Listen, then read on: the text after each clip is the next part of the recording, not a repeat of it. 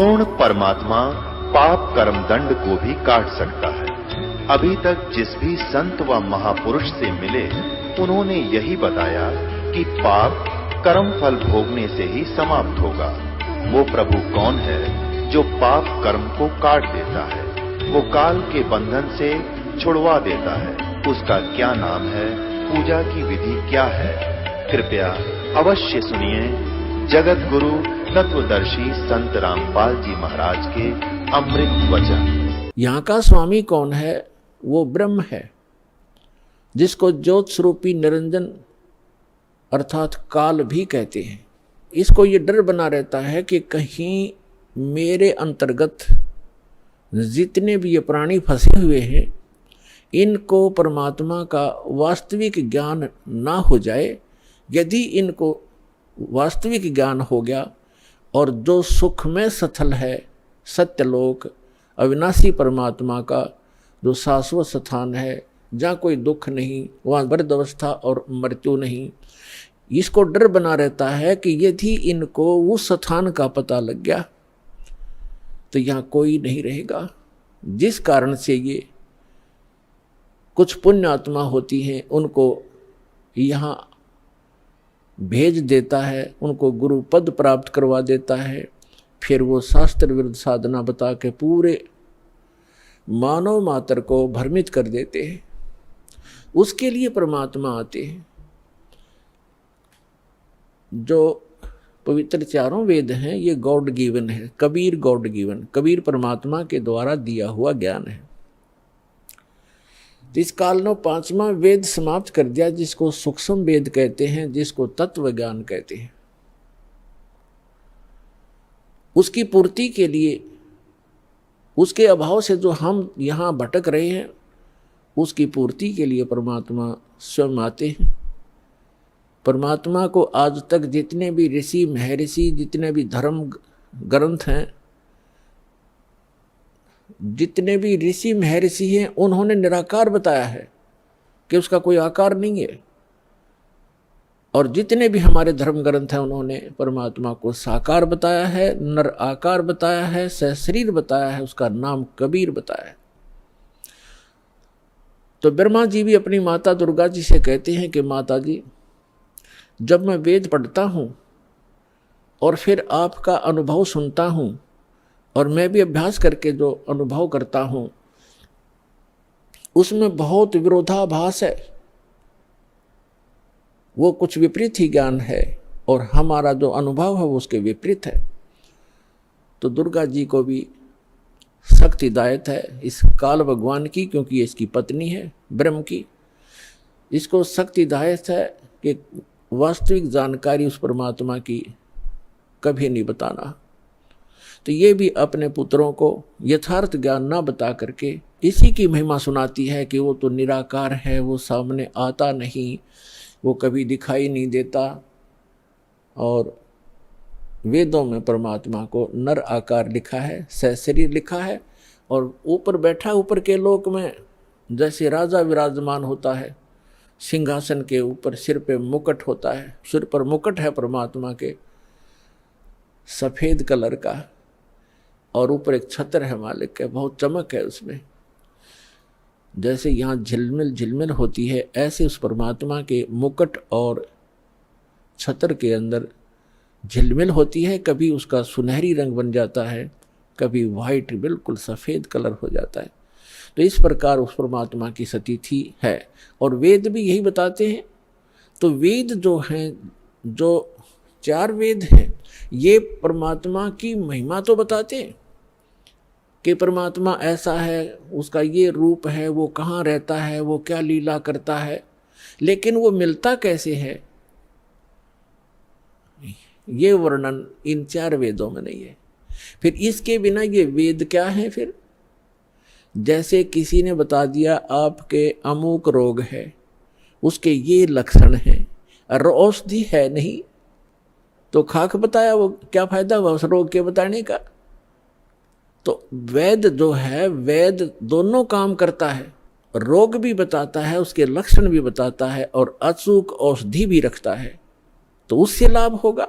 ये दास है रामपाल दास इस विश्व में आज के दिन परमात्मा के कंप्लीट स्पिरिचुअल नॉलेज लेकर आया है, कबीर भगवान का दिया हुआ।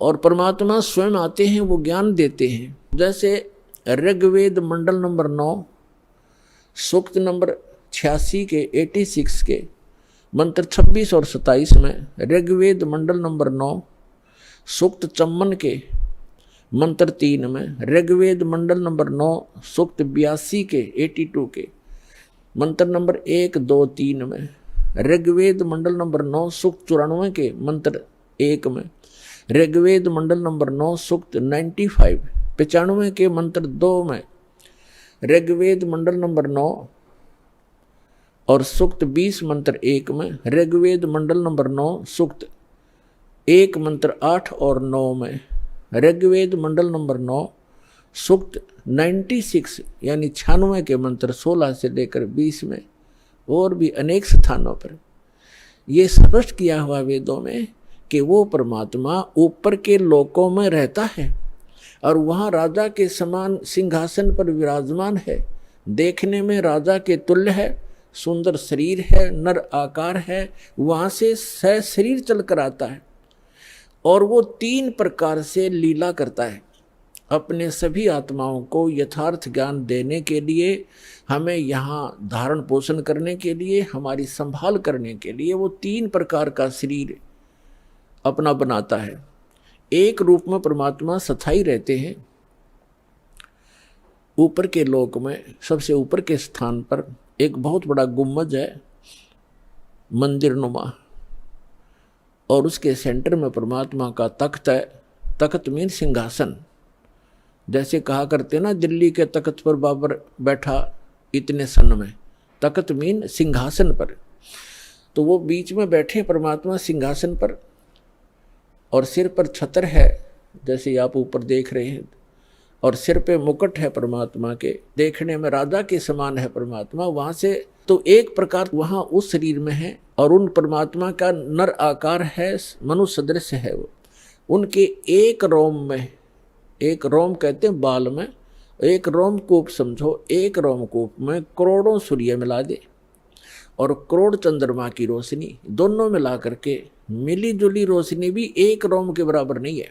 शोभा है परमात्मा के शरीर की, इतनी शोभा है।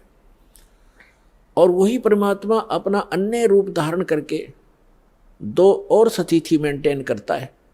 एक तो प्रत्येक युग में, सतयुग, त्रेता, द्वापर और कलयुग में, प्रत्येक युग में एक लीला करता है। ऊपर के अपने लोक से आता है, अन्य रूप धारण करता है, और एक कमल के फूल के ऊपर, कमल का फूल जल में होता है, कमल के फूल के ऊपर आकर के परमात्मा विराजमान हो जाते हैं नवजात शिशु के रूप में। और वहां से उनको निसंतान दंपति उठा ले जाते हैं, और धीरे धीरे परमात्मा एक लीला में शरीर से अपने लीला करते हुए बड़े होते हैं। एक जन साधारण जैसी भूमिका करते हैं, अपने हाथों से निर्वाह करके वक्त अनुसार, योग अनुसार, जैसे भी उस समय क्रियाएं होती हैं, अपना एक आम नागरिक की तरह, एक भक्त की तरह रहते हुए अपना जीवन व्यापन करते हैं, अपना निर्वाह करके दिखाते हैं।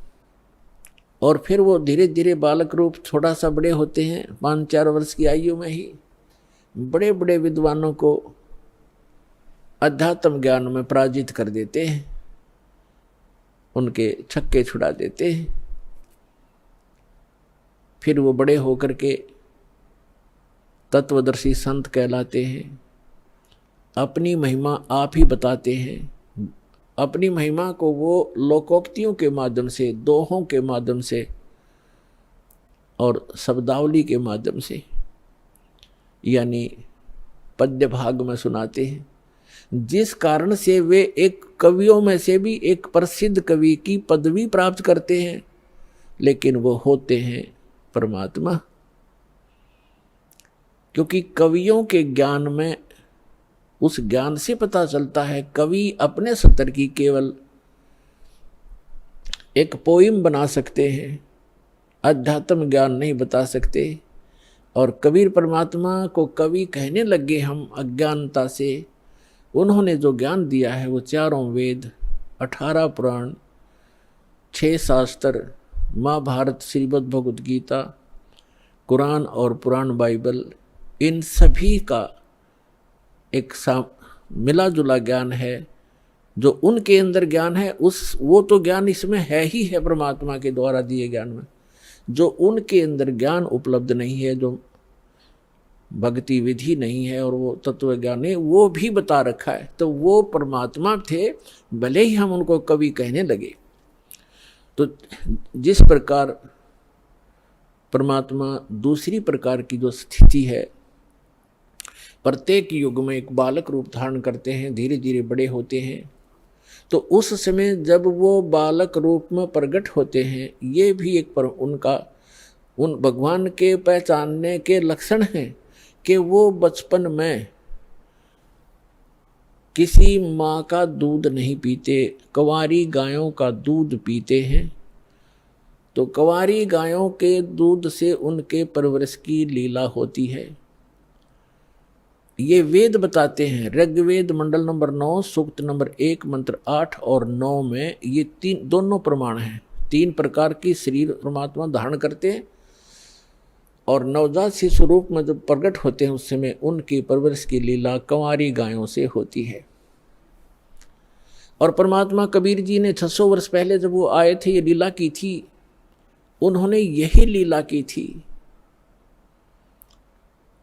25 दिन के हो गए थे, कुछ आहार किया नहीं, माता पिता चिंतित हो गए।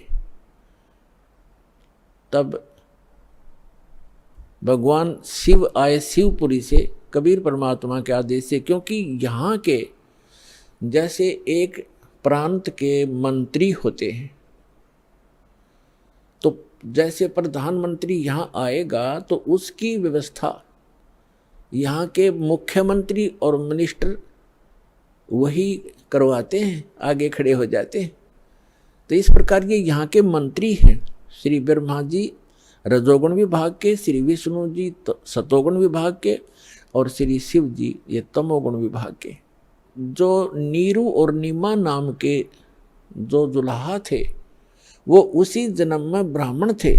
गौरी शंकर और सरस्वती उनका नाम था।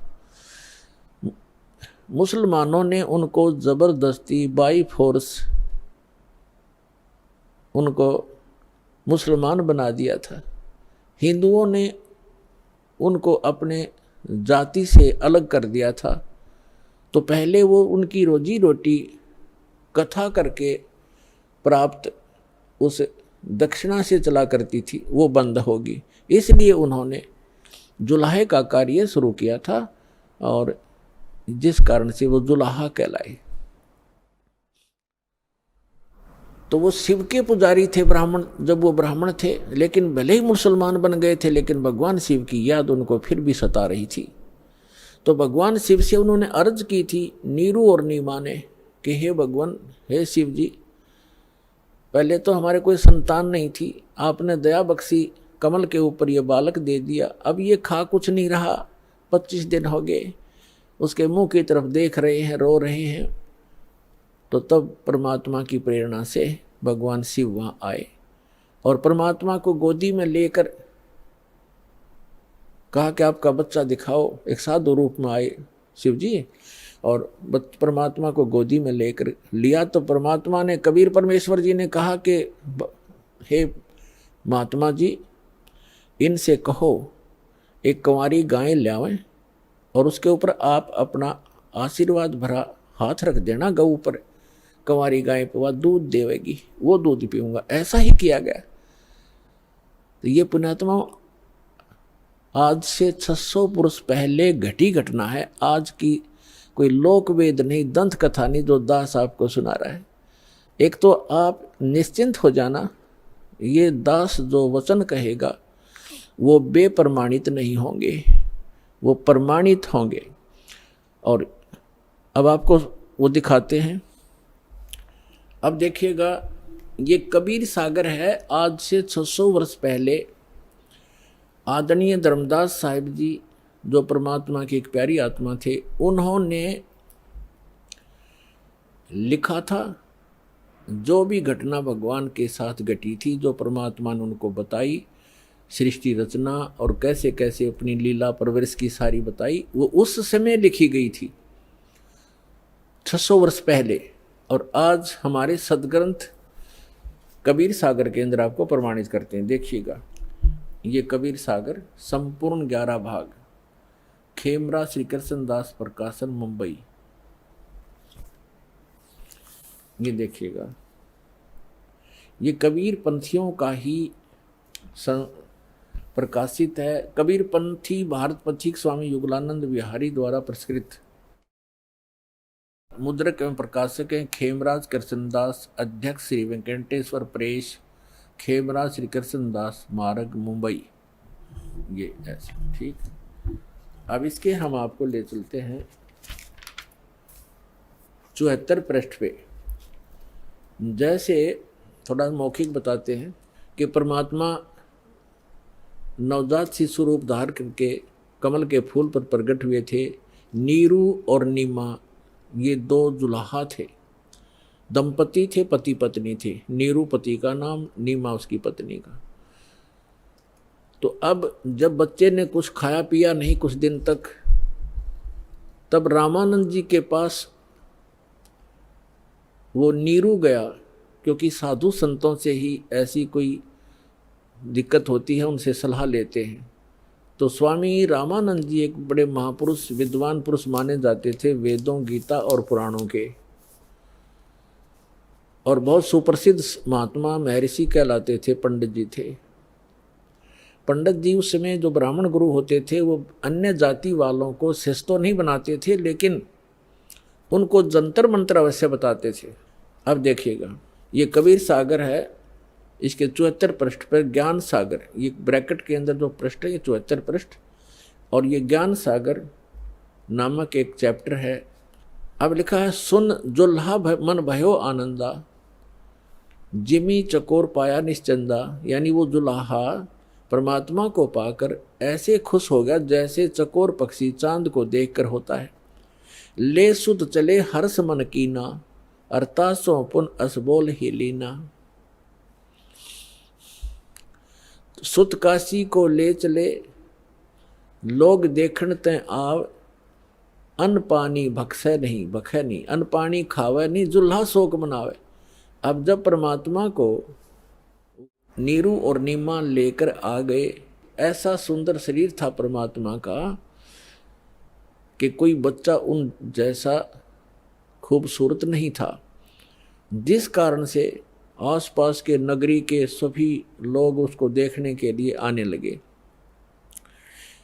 और नीरू और नीमा को चिंता बनी हुई थी कि बालक कुछ खा नहीं रहा, ये कुछ दिन का ही मेहमान है, वो इससे दुखी थे। देखिएगा, सुत काशी को ले चले लोग देखण ते आव, अन्न पानी बख्शे नहीं, दुल्हा शोक मनावे।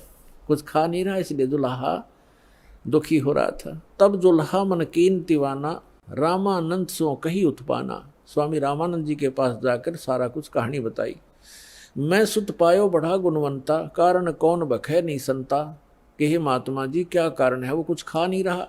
रामानंद ध्यान तब धारा, जुल्हा सो तब वचन उचारा। ये बात कही जुल्हाए को। पूर्व जन्म में ते ब्राह्मण जाति, और हर सेवा की नहीं बलबाती। कुछ तब सेवा हर की चूका, ताते भयो जुल्हा का रूपा। प्रीति प्रभु गह तोर लेनी, ताते उद्धान में सुत तो दीना। तो पिछले जन्म में ब्राह्मण था, तो कोई भगवान की भक्ति भूल गया, कोई चूक पड़ गई तेरे ते, जिस कारण से तू ब्राह्मण से दुल्हा बन गया। और तेरी उस प्रीति को देखकर भगवान ने आपको जंगल में ये पुत्र दे दिया। प्रीति प्रभु गए तो लीना, ताते उद्धान में तो सुत तो दीना। अब ये नूरी नहीं है, नीरू है, ये मिसप्रिंट है कई जगह। हे प्रभु जस किन हो तस पायो। अब वो नीरू कहता है जुल्हा कि मैंने जैसा किया था वो तो मुझे मिल गया, और आर्त हो तो दर्शन आया, संकट में मैं तेरे पास आया हूं। असो कहिए उपाय गुसाई, बालक अक्सुदावंत कुछ खाई। रामानंद अस युक्ति विचारा, तुम सुत कोई ज्ञानी अवतारा। आपका पुत्र कोई विद्वान पुरुष है। बछिया जाही बैल नहीं लागा, सोले ठाड करते यागा। कहते एक बछिया ले आओ जिसको बैल ने टच ना किया हो, यानी कंवारी, अनटच्ड कंवारी। जा बछिया जाही बैल नहीं लागा, सोले ठाड करते ही आगा। उसके सामने खड़ा कर दो, उस बच्चे के सामने कंवारी गाय ला के। दूध चले ते थन ते, दूध ही देव छिपाई। और अक्सुदावंत होवे ताको देखवाई, फिर उसको पिला देना। जुल्हा एक बछिया ले आवा, और चलो दूत कोई मरम न पावा। चलो दूत जुल्हा हरसाना, राख छिपाई काहू नहीं जाना। अब यहाँ दूत शब्द है, ये लेखकों ने क्योंकि कुछ इसमें गड़बड़ कर दिया, जैसे ये कबीर पंथियों ने थोड़ी बहुत इसमें अपनी बुद्धि से दोबारा प्रिंट कराते समय कुछ परिवर्तन करने की चेष्टा की है। अब वो दूत कौन था? गरीबदास साहिब जी गांव छुड़ानी जिला झज्जर वाले को वही परमेश्वर पुनः आकर के मिले। अब जैसे दास बता रहा है कि 3 प्रकार की स्थिति से वो परमात्मा हमारी सबकी संभाल करता अपने बच्चों की। और वही ऋग्वेद मंडल नंबर 9 सूक्त 1 मंत्र 8 में प्रमाणित है कि वो परमात्मा 3 प्रकार से के शरीर धारण करता है, हम सबका धारण पोषण करने के लिए, हमें संभालने के लिए। तो दूसरी प्रकार की स्थिति दास आपको क्लियर कर रहा है कि एक बालक रूप धारण करके आता है। और तीसरी प्रकार की स्थिति में वो परमात्मा जहाँ चाहे कभी भी किसी साधु महात्मा संत के रूप में प्रकट होकर अपनी प्यारी आत्माओं को, अच्छी आत्माओं को मिलकर उनको तत्व ज्ञान से परिचित कराते हैं। और अपने आप भगवान को भगवान सिद्ध कराने के लिए, क्योंकि काल ने ज्ञान मिथ्या कर दिया होता है, अध्यात्म ज्ञान को नष्ट कर दिया होता है, इसलिए अपने साक्षी तैयार करता है, उन महापुरुषों को सतलोक ले जाता है, वापस छोड़ता है।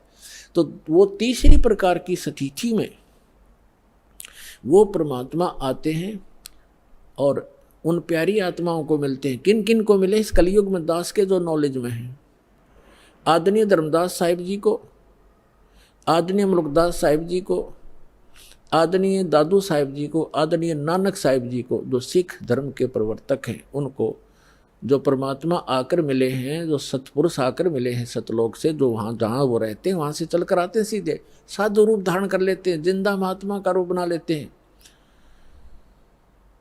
आदरणीय गरीबदास साहिब जी को गांव छुड़ानी जिला झज्जर हरियाणा वाले को, आदरणीय गीसा दास साहिब जी गांव खेखड़ा जिला मेरठ उत्तर प्रदेश वाले को, इन महापुरुषों में से परमात्मा ने आदरणीय गरीबदास साहिब जी को पुनः वो कंप्लीट स्पिरिचुअल नॉलेज दिया है।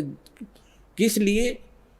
कि काल ने कहा था कि जब तक कलयुग निकट आवेगा आपका समय 5500 वर्ष, तब तक मैं सभी आपके नाम से 12 तो कबीर पंथ चलाऊंगा और अनेक पंथ चलाऊंगा जो आपके ज्ञान को मिथ्या कर देंगे। इसलिए परमात्मा ने आदरणीय गरीबदास साहिब जी को सचखंड ले जाकर अपने से परिचित कराकर और कंप्लीट स्पिरिचुअल नॉलेज, संपूर्ण अध्यात्म ज्ञान उनके अंदर फीड कर दिया। उस पुण्यात्मा ने गरीबदास साहिब जी ने अपने मुख कमल से बोल बोल के वो लिखवाया। उसमें लिखा है कि शिव उतरे शिवपुरी से अवगत बदन विनोद, और मैं के कमल और लिया ईस को गोद। अन ब्यावर को दूहत है, कंवारी को दूहत है, दूध दिया तत्काल, और पीवे कबीर ब्रह्म गति ता शिव भय दयाल। यानी शिव जी आए थे शिवलोक से एक साधु रूप बना के,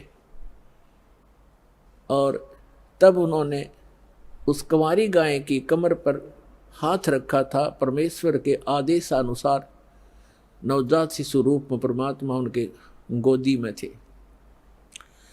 और तब वो दूध निकलना शुरू हुआ था कुंवारी गाय के उसके थनों से। एक कोरा बर्तन लाया गया था कुम्हार के तय साफ, उसमें वो दूध आया था। वो सतलोक से आता है कुंवारी गायों में दूध परमात्मा का, उसके अपने निज लोक से आता है। कहता है इस नकली लोक से क्या खाऊं मैं, ये आप पे भिखारी बने फिरें।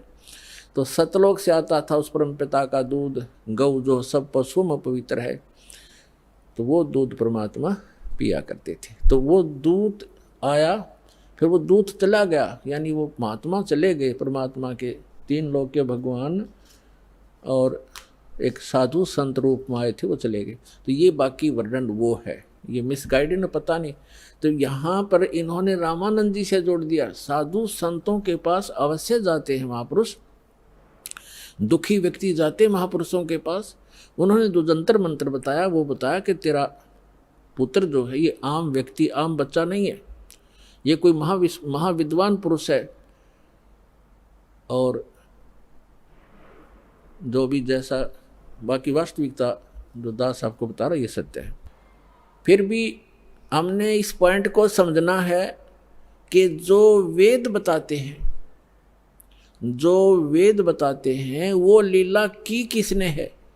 जो वेदों में वर्णित लीला जिसने की ही इज गॉड। जो वेदों में लिखे हैं लक्षण भगवान के और जिसने ये लीला की है ही इज गॉड, वो है परमात्मा। तो ये लीला किसने की, अब तो आपको दिखा रहे हैं कबीर सागर से, और फिर आपको दिखाएंगे वेदों से। वेदों में यही लिखा है तो आसानी से समझ में आ जाएगा, पहचान लेंगे हम अपने परम पिता को जो हमारे लिए भटक रहे हैं, हमें खोज रहे हैं, हमें सद्बुद्धि देना चाहते हैं। हम इस काल के झूठे सुख को सुखी, इसी को सुख मानकर यहीं की व्यवस्था मांगते रहते हैं। ये हो जावे, कार हो जावे, कोठी बन जावे, और सब कुछ होगा, एकदम मृत्यु होगी फिर गधा बन जावे, या के काम आई आपके कोठियाँ। परमात्मा से मांगो, क्या बताते हैं भगवान, परमात्मा हमें मांगना सिखाते हैं कि मुझसे ये मांगो, साईं इतना दीजिए जिसमें कुटुंब समावे, हम भी भूखे ना रहें, कोई अतिथि ना भूखा जावे। इतना मांगो भगवान से, ज़्यादा मत मांगो। ज़्यादा तो ये आपके दलदल बन जाएगी, आपको ये फंसा कर रख देगा। और आपकी जामे कुटुंब समावे का अर्थ है रिक्वायरमेंट ऑफ द फैमिली। हमारे परिवार को जो आवश्यक वस्तु हो परमात्मा वो उपलब्ध कराना, तो उसमें सारा कुछ आ गया। शेष क्या बचा, मकान भी देगा, आजकल जो कलयुग है इसमें गाड़ी चाहिए, गाड़ी भी देगा भगवान। अब इतना ही मांगो जामे कुटुंब समावे और हम भी भूखे ना रहे। बस अब जब अकाल गिरा करते थे, कहते हैं दिल्ली के बादशाह अपना राज त्याग कर भिक्षा मांगने के लिए फल पत्ते तोड़ तोड़ कर खाते थे। रोटी मिल जाती है टाइम पर, फिर उसके बाद बकवाद सोचता है ये मन, बड़ी कोठी बनाऊं, बड़ी कार लूं, हैं, और बैंक बैलेंस बना दूं। बैंक बैलेंस बनाना था भक्ति का और धर्म का, वो हम भूल गए। तो उसको बताने के लिए परमात्मा थे। जो प्रकरण चल रहा है उस पर चलते। अब इसमें ये सिद्ध हो गया कि कबीर परमात्मा जब बालक रूप में आए, उनके शिशु रूप में प्रगट परमात्मा की परवरिश की लीला कुंवारी गायों से हुई। ये तो प्रमाण होया कबीर सागर में, ये कोई आज का लिखा हुआ नहीं है। 600 वर्ष पहले जो परमात्मा आए थे उसी समय आदरणीय धर्मदास साहिब जी का लिखा हुआ है और कबीर पंथियों के द्वारा सुरक्षित है। अब हम आपको दिखाते हैं वेद क्या बताते हैं परमात्मा के विषय में, वो कैसी लीला करता है। यदि वेदों का अनुवाद ये दास करता, वही करना था जो इन चंद श्लोकों में उन लोगों ने किया है जो भगवान को निराकार मानते हैं। उनकी फाइनल है ये, उनका किनका, आर्य समाज वालों का, महर्षि दयानंद और उनके चेलों का ये फाइनल फैसला है कि भगवान निराकार है, उसका कोई शरीर नहीं है, उसका कोई बॉडी नहीं है। और वेद भी उन्हीं के द्वारा अनुवादित हैं। ये चंद श्लोकों में परमात्मा ने उनकी दुर्बुद्धि पर पत्थर डाल दिए और एज इट इज अनुवाद करवा दिया जो वेद का होना चाहिए था। थोड़ा बहुत उन्होंने गड़बड़ी की है, वो आप बुद्धिमान समाज आसानी से समझ सकता है। परमात्मा के द्वारा दिए गए तत्व ज्ञान से उसको आसानी से समझ सकते। तो देख कमाल की बात है, आपके ऊपर रहम है दाता का कि उन्हीं के द्वारा अनुवादित में यह स्पष्ट है कि परमात्मा मनुष्य सदृश है, वहाँ से चल कर आता है और वो एक पुण्य आत्माओं को मिलता है, अच्छी आत्माओं को मिलता है। और किस लिए मिलता है? उनको उपदेश देता है, उनको तत्व ज्ञान सुनाता है। और वो क्या लीला करता है ये देखिएगा। अब ये आर्य प्रतिनिधि सभा यानी महर्षि दानंद के चेलों द्वारा अनुवादित है, जो भगवान को निराकार मानते हैं, लेकिन वास्तव में वेदों में परमात्मा नर आकार है। नर माने मनुष्य जैसा, सहशरीर है, उसका नाम कबीर है और सतलोक से चलकर आता है। वहाँ जहाँ वो रहता है निज स्थान पर, सब भुवनों प्रिय, सब भुवनों के ऊपर के स्थान पर तिष्ठति, वहाँ बैठा है भगवान, राजा के समान देखने में है। वहाँ से चल कर आता है, 3 प्रकार से लीला करता है। जब द्वितीय प्रकार की लीला करता है, वो एक शिशु रूप धारण करके कमल के फूल के ऊपर, जल के ऊपर विराजमान होता है, जिस कारण से वो परमात्मा नारायण कहलाता है। नारायण का अर्थ होता है जल के ऊपर आके निवास करने वाला, आकर विराजमान होने वाला। और हम विष्णु जी को नारायण मान रहे थे, ये शेषनाग के ऊपर सोया करता है, इसलिए नहीं, वो परमात्मा सतलोक से आता है, प्रत्येक बार यही लीला करता है और जल के ऊपर आकर विराजमान कमल के फूल पर होता है, इसलिए नारायण कहलाता है। तो वो नारायण है। और सत्यनारायण, सत्यनारायण का अर्थ होता है अविनाशी परमात्मा। सत्य माने अविनाशी, हम सत साहेब कहते हैं उसको, अविनाशी परमात्मा। तो अविनाशी परमात्मा कबीर जी हैं, श्री ब्रह्मा, श्री विष्णु, श्री शिव जी, ये नासवान परमात्मा हैं, भगवान हैं, स्वामी हैं, प्रभु हैं। इनकी जन्म मृत्यु होती है। और इसका प्रमाण है श्री देवी भागवत यानी देवी महापुराण, गीता प्रेस गोरखपुर से प्रकाशित, सचित्र मोटा टाइप, 3रा स्कंद 123 पृष्ठ पर। भगवान विष्णु स्वयं कहते हैं अपनी माता से कि तुम शुद्ध स्वरूपा हो और ये सारा संसार तुम इसे उद्भासित हो रहा है। मैं ब्रह्मा और शंकर, विष्णु जी करे, आपकी कृपा से विद्यमान है। हमारा आविर्भाव माने जन्म और तिरोभाव माने मृत्यु हुआ करता है, हम अविनाशी नहीं है। और शंकर भगवान कहते हैं, हे माता, ब्रह्मा जी का जन्म आपसे हुआ, तो क्या मैं तमोगुण लीला करने वाला शंकर आपका पुत्र नहीं हुआ? अर्थात मेरी भी आप ही जनक हैं, मैं आपका पुत्र हूँ और हम केवल नियमित कार्य ही करते हैं। हम तीनों गुणों से उत्पन्न हैं, रजगुण ब्रह्मा, सतगुण विष्णु, तमगुण शिव जी, और हम केवल नियमित कार्य ही कर सकते हैं। जिसके भाग्य में जैसा है वैसा ही दे सकते, उसमें कोई परिवर्तन नहीं कर सकते। श्री देवी महापुराण ने चंद श्लोकों में इन भगवानों की पूर्ण लीला तकरीबन सती थी क्लियर कर दी, स्पष्ट कर दिया, सारे कंसेप्ट क्लियर कर दिए। ये नासवान है, दुर्गा जी इनकी माता है, रजगुण ब्रह्मा, सतगुण विष्णु, तमगुण शिव जी यही हैं, और प्रकृति दुर्गा को कहते हैं, और ये केवल नियमित कार्य ही कर सकते। तो जो नारायण है वो परमात्मा है, वास्तव में कबीर साहब है जो ऐसी लीला करता है।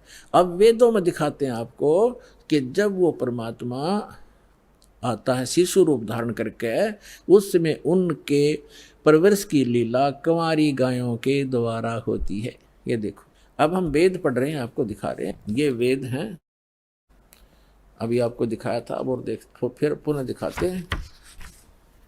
ये कहाँ से प्रकाशित है? सर्वदेशी कार्य प्रतिनिधि सभा, महर्षि दानंद भवन, रामलीला मैदान, नई दिल्ली से। और ये इसके अनुवादक और ये मुद्रक Prince offset printers 1510 Pataudi house, Daryaganj, Nai Delhi से। और अब हम आपको ऋग्वेद मंडल नंबर 9 का और सूक्त नंबर 1 दिखाते हैं। ये देखिएगा, ऋग्वेद भाष्यम अथ नवम मंडल, 9वां मंडल प्रारंभ होता है। इसका ये प्रथम मंत्र है। इसमें क्या लिखा है कि हे सोम स्वभाव परमात्मन, यानी परमात्मा की महिमा चल रही है। सोम माने परमात्मा, सोम, ये भी ध्यान रखना, अभी आगे चल के आपको ये हेल्प करेगा इस ज्ञान को समझने में। ये 1 नंबर मंत्र, मंडल नंबर 9 सूक्त नंबर 1 का अब मंत्र नंबर हम दूसरा पढ़ रहे हैं, इसमें है हे परमात्मन आप, है ना, परमात्मा की महिमा चल रही है, ये ध्यान रखना। अब तीसरे मंत्र में हे परमात्मन, चौथे मंत्र में हे परमात्मन आप, है ना, महिमा भगवान की, और पांचवें मंत्र में हे परमात्मन आप, यानी परमात्मा की महिमा चल रही है। अब छठे मंत्र में मंडल नंबर 9 सूक्त 1 मंत्र 6 हे परमात्मन, है परमात्मा की महिमा। और अब यहाँ 7वें और 8वें में इनका याद आ गया मैं ऋषि के चेलियां के। अब यदि हम यहाँ परमात्मा लिख देंगे, आगे परमात्मा को की महिमा है कि वो बालक रूप धारण करके आता है, 3 प्रकार के शरीर धारण करता है, तो जनता के समझ में ना आ जावे कि भगवान नर आकार है। तो यहाँ इन्होंने परमात्मा ना लिख के पुरुष लिख दिया। ये देखिएगा ऋग्वेद मंडल नंबर 9 सूक्त 1 और मंत्र नंबर 7, इसमें 6 तक तो उस हे परमात्मा लिखते आ रहे हैं, 6 तक तो। अब 7वें में इनकी बुद्धि फिर थोड़ी सी उकस गई, यहाँ लिख दिया तम उस पुरुष को, उस पुरुष लिख दिया, भगवान नहीं लिखा। अच्छा यहाँ तीसरा फिर उस पुरुष को। अब ये पुरुष और कंसेप्ट क्लियर करना पड़ेगा, पुरुष माने परमात्मा होता है। अब देखो महर्षि दयानंद के द्वारा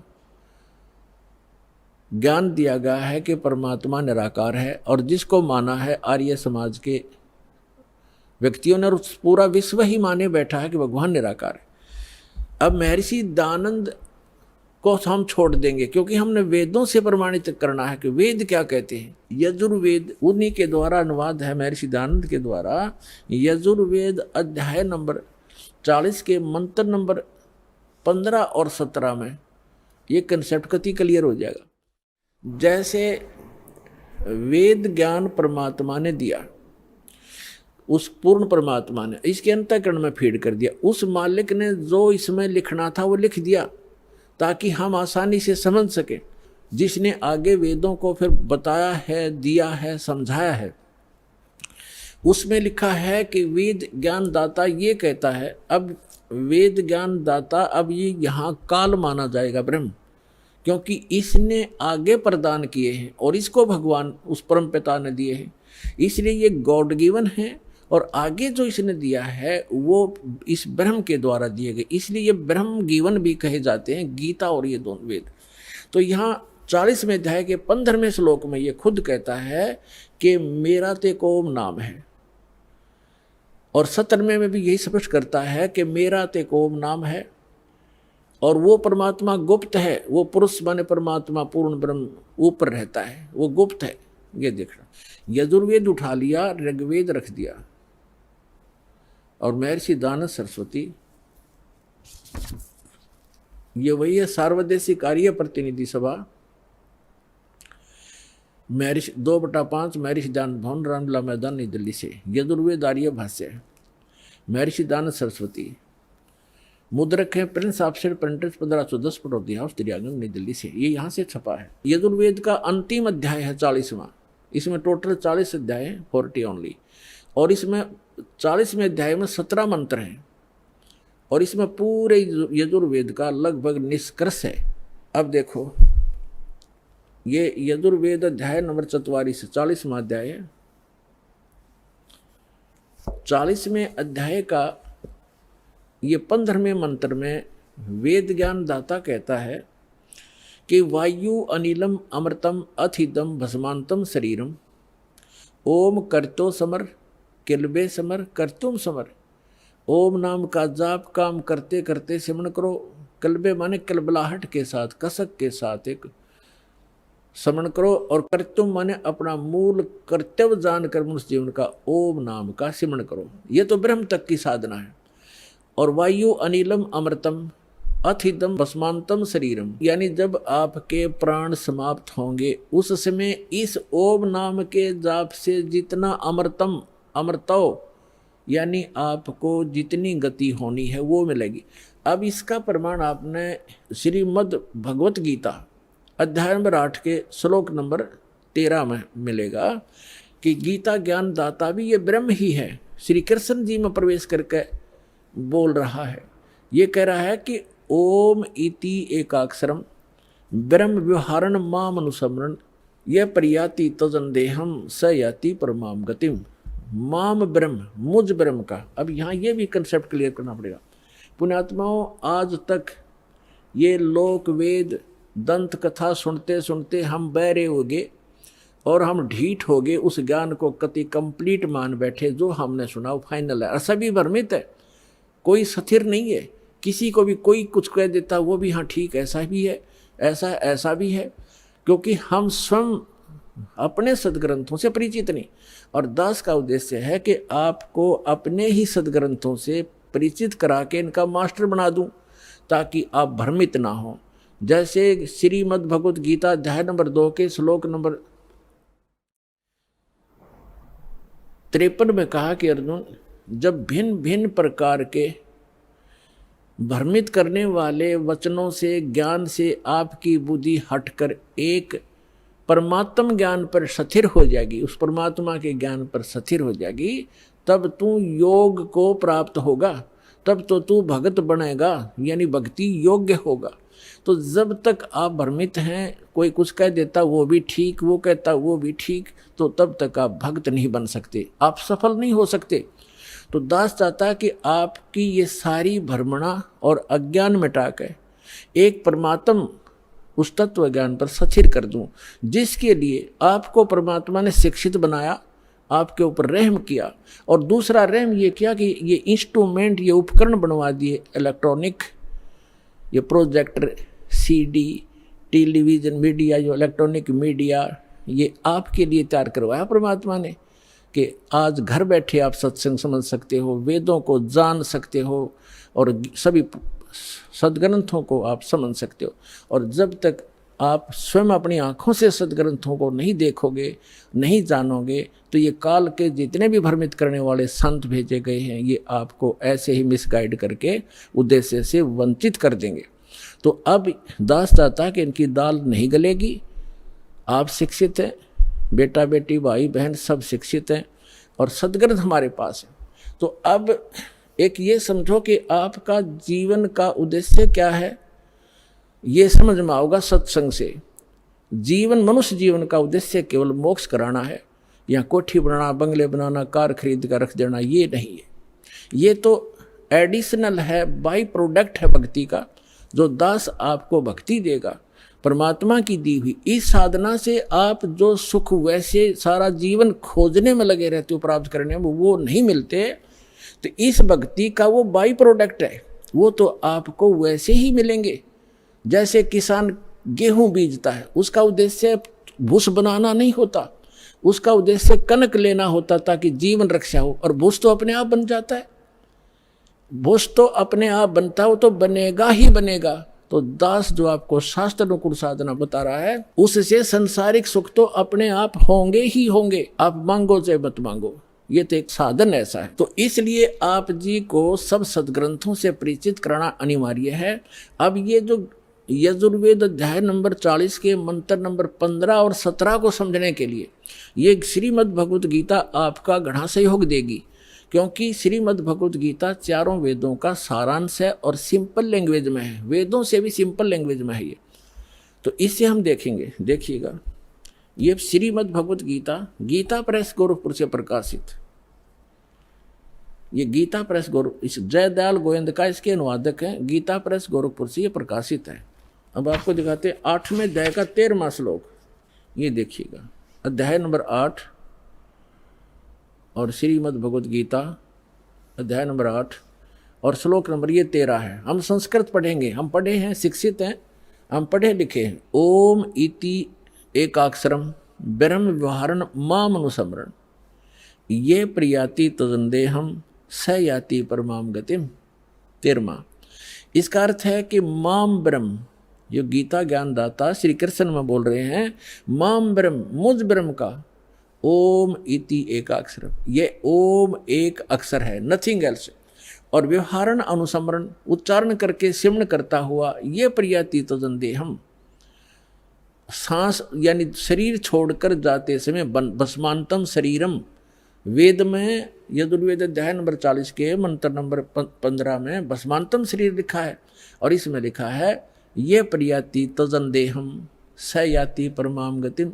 ओम से मिलने वाली जो परम गति है वो इस तरह प्राप्त होगी, मुझ ब्रह्म का, माम ब्रह्म, मुझ ब्रह्म का ओम इति एक अक्षरम, ये ओम एक अक्षर है, सुमन करता हुआ, उच्चारण करके सुमन करता हुआ, ये प्रयाति तो जंदे हम जो शरीर छोड़कर जाता स याति परमाम गतिम, वो परम गति को प्राप्त होता। ओम से मिलने वाली परम गति, ओम से मिलने वाली कौन सी परम गति है?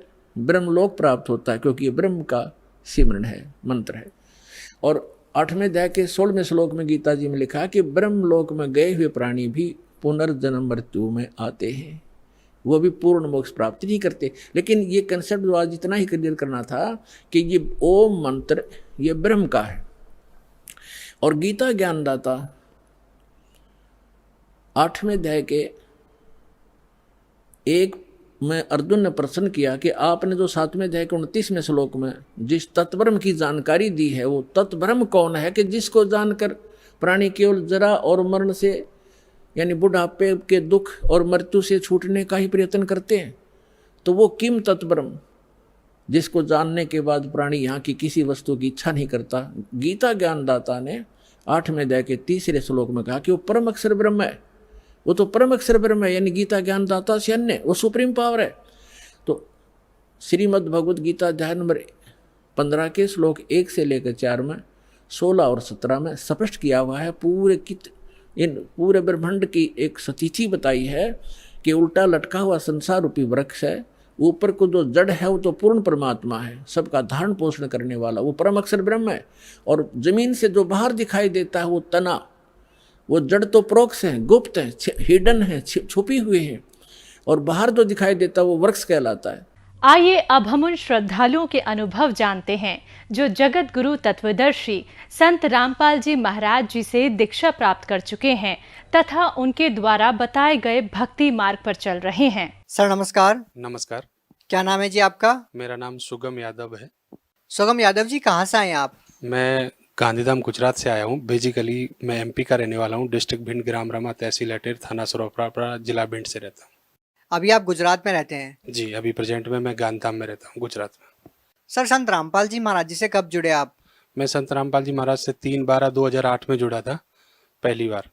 सर संत रामपाल जी महाराज जी से नाम दीक्षा लेने से पहले आप क्या भक्ति साधनाएं करते थे? मैं कोई ऐसी खास भक्ति नहीं करता था, जो जैसा रेगुलर है वैसे ही करता था।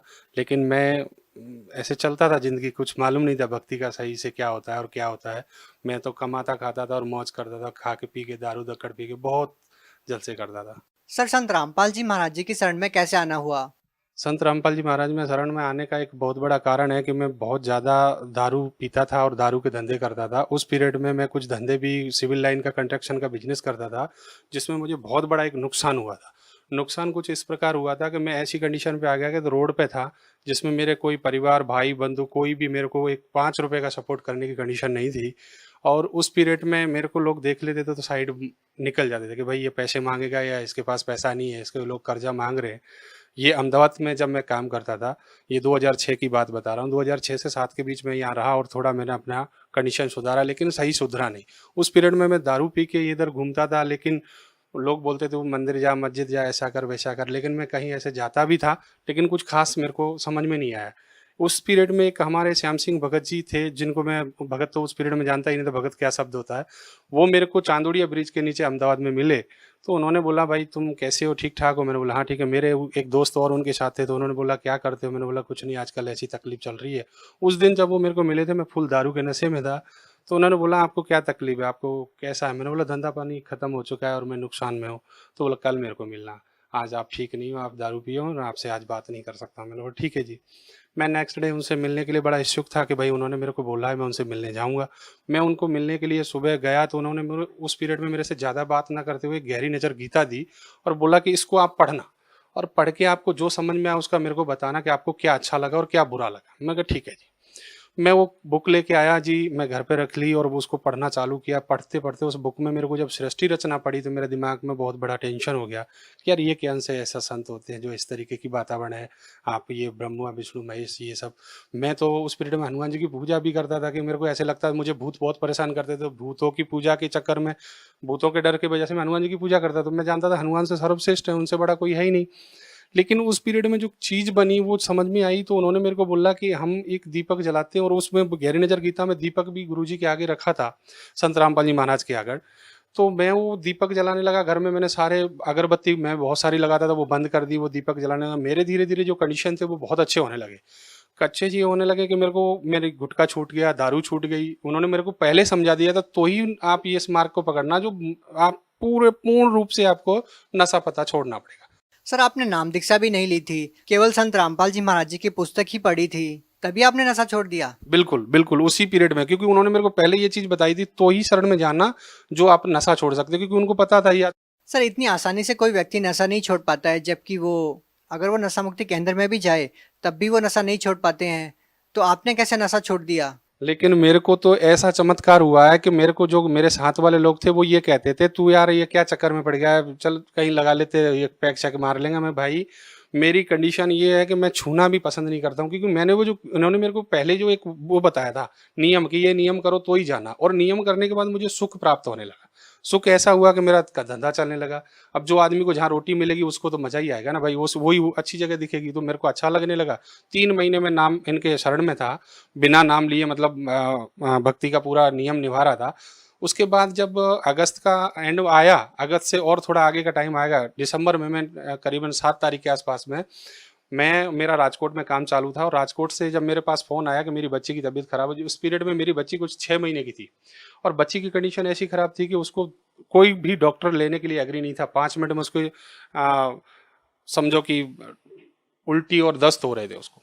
तो डॉक्टरों ने बोला कि भाई 20,000 रुपये भर दो। मेरे पास तो 200 रुपये थे, मैं 20,000 कहाँ से भरता। मैं लाया, तो मेरे को श्याम सिंह भगत जी जो थे संत रामपाल जी महाराज जी की शरण में, वो ऑलरेडी पहले से जा चुके थे, मैं नहीं गया था। तो उन्होंने बताया था कि मेरे गुरुजी के पास जाते समय आपको कुआं और खाई बहुत बड़ा नुकसान दिखेगा, कि मैं जाऊंगा तो नुकसान होगा, नहीं जाऊंगा तो ये आपको ये चीज़ समझनी कि आपको क्या करना है। उस पीरियड में मेरे को ये चीज़ समझ में आ चुकी थी कि इन्होंने इनकी शरण में जाने के लिए आपको कुछ ना कुछ भोग देना पड़ेगा, यानी आपको मानना पड़ेगा कि परमात्मा की शरण। मैंने दृढ़ता हो गई थी बहुत पहले से, क्योंकि इनके बारे में मैंने बहुत पढ़ लिया था बुकों में, और वो करोथा कांड वाली कुछ बुकें मिल गई थी, उसमें भी पढ़ लिया था। मैं दृढ़ होकर साहब चला गया, और जब मैं सर वहाँ गया, आश्रम घर छोड़ा था, तो बच्ची की कंडीशन खराब हुई। पत्नी को बोल दिया ये जो अगर मर जाए तो इसका अंतिम संस्कार कर देना, मैं तो आश्रम जाऊंगा चाहे कुछ भी हो जाए। मैं घर से निकला, मेरी बेटी खड़ी हो गई, अच्छे से उसने दूध बूध पिया, क्योंकि वो उस पीरियड में 6 महीने की थी, और आज दिन तक उसको कोई तकलीफ नहीं है। और इतना मतलब मैं उस दिन से दृढ़ हो गया हूँ कि आज मेरे को कोई ये बोले कि तुम संत रामपाल जी महाराज की शरण में गए और आपको मैं गोली मारूं, मैं बिंदास खुले खुले गोली खा सकता हूँ, क्योंकि मेरे परमात्मा मुझे बहुत बार बचाए। सर, आपको संत रामपाल जी महाराज जी से नाम दीक्षा लेने के बाद क्या लाभ मिले? नाम दीक्षा लेने के बाद जो फर्स्ट वाला मैं आपको बताऊं, तो मेरी पत्नी 2011 में जब मैं यहाँ से शिफ्ट हो गया था कच्छ में, और मैं गांधीधाम गुजरात में अभी प्रेजेंट में रह रहा हूँ, वहाँ मेरी पत्नी का देहांत हो गया था 2011 में 17 तारीख के आसपास, 17 नवंबर की बात है। क्या आपकी पत्नी ने नाम दीक्षा ले रखी थी?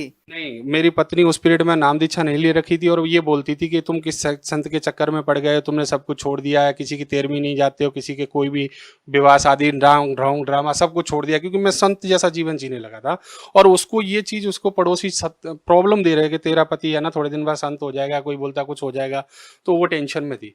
तो उसका उस दिन देहांत हो गया, डॉक्टर ने उसके ऊपर चादर डाल दी। तो मेरे को कुछ चीज़ें ऐसी थी जो पहले से पता चलता कि मेरे साथ ऐसा होने वाला है, मेरे को आज भी पता चलता है। जब ये चीज़ हुई तो मैं बड़ा आश्चर्य से बैठा था। मैंने परमात्मा, आपने तो ये बोला था बेटा मेरी शरण में आने के बाद कोई दर्द नहीं होगा, कोई पीड़ा नहीं होगी, फिर ऐसा क्यों हो रहा? 11:30 से 12 मिनट हो चुके थे, मैं घड़ी की तरफ देख रहा था, और मेरे को ऐसा पूर्ण विश्वास था कि मेरे संत रामपाल जी महाराज हैं, जो परमात्मा हैं, जिन्होंने मेरे को, मेरे जैसे कुत्ते को सुधार दिया है, तो भगवान कुछ भी कर सकता है। परमात्मा में 14.5 मिनट के ऊपर कुछ सुई गई थी मैं, और बड़ी ये देख रहा था कि इसको परमात्मा क्या करेंगे। उस पीरियड में इसकी चद्दर हिली, पेट की तरफ थोड़ी श्वास आई, और डॉक्टर कागज बनाने की तैयारी कर रहा था। मेरे से बोला था कि आप ये कागज आ जाओ नीचे, कुछ साइन करना है। मेरे साथ एक मेरे दोस्त थे जो राम कुमार पंडित जी करके थे, वो बैठे थे। तो वो उनको पता लगा क्या हुआ सुगम, मैंने बोला यार कुछ नहीं हुआ है। बोला बताओ बताओ तुम रो क्यों रहे? मैंने बोला ये खत्म हो गई। बोले क्या बात करते हो? तब हम इतनी देर के बाद 14.5 मिनट हो चुके थे, नजर मारी तो उनका पेट हिलने लगा। बोले तुम तो झूठ बोल रहे हो, उन्होंने बोला। तो अभी और जैसे ही दोबारा श्वास आई और भगतमती बहुत तेजी से, उस पीरियड में तो भगतमती नहीं थी, वो इतनी तेजी से एकदम रोने लगी। वाइफ है मेरी जब इतनी जोर से रोने लगी कि ये बताओ कि हम तो आपके गुरुजी को गलत मानते थे, आपके गुरुजी ने मुझे वापस बोला मेरे बेटी तेरे अभी टाइम पीरियड तो पूरा हो चुका है, मेरी तरफ से तेरे को टाइम देता हूँ और भक्ति करना, अपना घर परिवार बसा के चलना। मैं उस दिन उसको, ये सब होने के बाद मैं बहुत खुश था कि परमात्मा ने मेरी बहुत बड़ी लाज रख ली। आज मेरी भक्ति में दया है मालिक ने। मैं दूसरे दिन ही आश्रम गया और परमात्मा नामदान वो आशीर्वाद दे रहे थे सबको। गुरुजी संत रामपाल जी महाराज मेरे आशीर्वाद दे रहे थे। तो उस पीरियड में हम लोग 15 जन के आगे हमारे गुरुजी चले गए थे संत रामपाल जी महाराज, और वो मैं रो रहा था, मेरे मुंह से आवाज नहीं निकल रही, क्योंकि मैं संत रामपाल जी महाराज के सामने जब भी जाता तो नतमस्तक होकर मैं तो रोता ही रहता था, मेरी आवाज नहीं निकलती थी। तो वो 10-12 भगत के वापस फिर रिटर्न आए, नाम मेरे ऊपर फिर से हाथ रखा, बोले भगत रोना मत, अब तेरी भगतमती को कुछ नहीं होगा और कुछ भी नहीं बिगड़ेगा, बस भक्ति में ध्यान रखना। मेरे को ऐसे बोले संत रामपाल जी महाराज। सर फिर मैं तो बहुत बड़ा, मतलब आवाज़ तो नहीं निकल रही थी, इतना रोया था उस दिन से कि मेरे को ये चीज़ समझ में आ गई कि मेरे गुरुजी ने बहुत कुछ मेरे साथ अच्छा किया, बहुत अच्छा किया। और क्या लाभ मिले सर? उसके बाद ऐसी कंडीशन थी जो मैं यहाँ फाइनेंशियली बहुत ज़्यादा प्रॉब्लम थी। अभी आज की तारीख में फाइनेंस में ऐसा है कि मैं यहाँ से कच्छ पहुँचा था 2011 से ही मैं हर साल नई कार बदलता हूँ। मैं इतना सुख हूँ, मैं बता नहीं सकता हूँ। मेरे पास एक 10 आने के लिए जो बंदा दुखी हुआ, जो उसके पास बहुत अच्छा बड़ा बिजनेस है, और एक जो बंदा अनपढ़ हो जिसको लोग इंजीनियर की डिग्री से देखते हो, ये भी कंडीशन है। मैं एक सिविल इंजीनियर बन गया हूँ और मैंने कभी स्कूल नहीं पढ़ा था। आज मैं डेफिनेटली एक इंजीनियर के वर्क पे पोस्ट पे काम कर रहा हूँ। मैं खुद के मकान बनाता हूँ, मैं खुद एक बिल्डर की कंडीशन में आ गया हूँ, बहुत पैसा कमा रहा हूँ, सब कुछ है, दया है मालिक की। और उसके बाद मेरे साथ एक दूसरी घटना हुई थी 2014 में 24 अप्रैल के दिन। मैं आश्रम से ही आ रहा था, संत रामपाल जी महाराज के आश्रम गया था, वहाँ से सत्संग सुन के मथुरा एक्सप्रेस, जमुना एक्सप्रेस जो है, मैं एमपी के लिए जा रहा था। मेरे पास स्कॉर्पियो थी, मेरी स्कॉर्पियो का पीछे का टायर फूट गया था और वो पलट गई थी।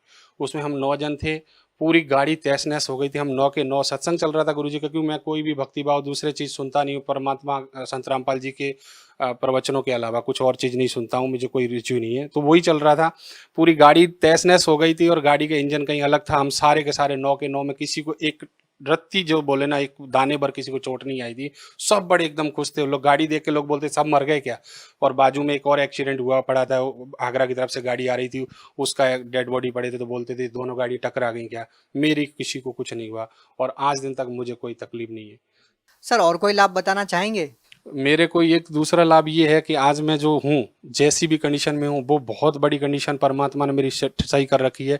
मेरे पास बहुत कर्जा था, आज मेरे पास कोई 1 रुपये नहीं मांगता, मैं सबका दे चुका हूँ। और मेरा खुद का भी इतना अच्छी फाइनेंशियली हो गई, मैं कभी सोच भी नहीं सकता था मेरे जैसे। और मैं सब, दूसरी बात यह है कि मैं इतना बड़ा नशेलसी आदमी था, दारू के धंधे करने वाला, दारू बेचने वाला, दारू चलाने वाला, चंबल के बहड़ों में डकैतों के साथ घूमने वाला बंदा इस कंडीशन में आ जाएगा, ऐसे किसी ने सोचा नहीं था। आज मेरे परिवार, मेरा गाँव मेरे को जो उस पीरियड में देखते थे तो वो बोलते थे इससे दूर रहना, ये तो बहुत खतरनाक लड़का है। आज मैं समाज में जाता हूँ, लोग मुझे बहुत इज्जत से बुला के बैठाते हैं, बोलो भाई ये लड़का बहुत अच्छा है। अभी थोड़े दिन पहले की एक छोटी सी बात बताना चाहूँगा आपको कि मेरे पास गाड़ी नहीं थी, मेरी गाड़ी एक सीज हो गई थी जिसका इंजन, और मेरे को एमपी जाना था शादी में। मेरी पत्नी बोली कि मेरे को है ना गाड़ी के बिना नहीं जाना है, क्योंकि हम लोगों का स्टेटस डाउन होगा। तो मैंने बोला देखो यार, अपन परमात्मा के भक्त कैसे भी चल पड़ेंगे। बोले नहीं, आप परमात्मा से, संत रामपाल जी महाराज से अरदास लगा दी हमारे बच्चों ने और मिसेज ने, हमने सबने। मेरे को 3 दिन के अंदर मैंने नई शिफ्ट कार लेके तब मैं गांव गया।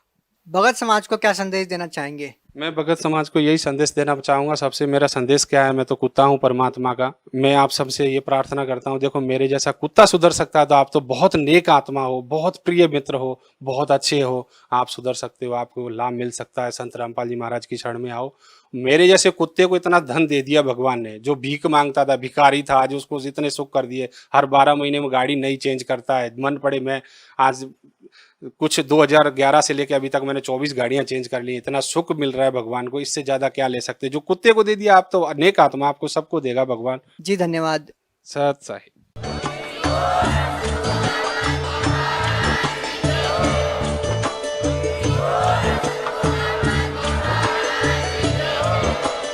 आप सुन रहे थे जगत गुरु तत्वदर्शी संत रामपाल जी महाराज जी के मंगल प्रवचन। अधिक जानकारी के लिए विजिट कीजिए हमारी वेबसाइट www.jagatgururampalji.org। संत रामपाल जी महाराज जी के शुभ आशीर्वाद से पूरे विश्व भर में 500 से भी ज्यादा नाम दीक्षा केंद्र हैं, जिन पर संत रामपाल जी महाराज जी द्वारा ऑनलाइन निशुल्क नाम दीक्षा दी जा रही है। अपने नजदीकी नाम दीक्षा केंद्र का पता करने के लिए संपर्क करें 8222880541।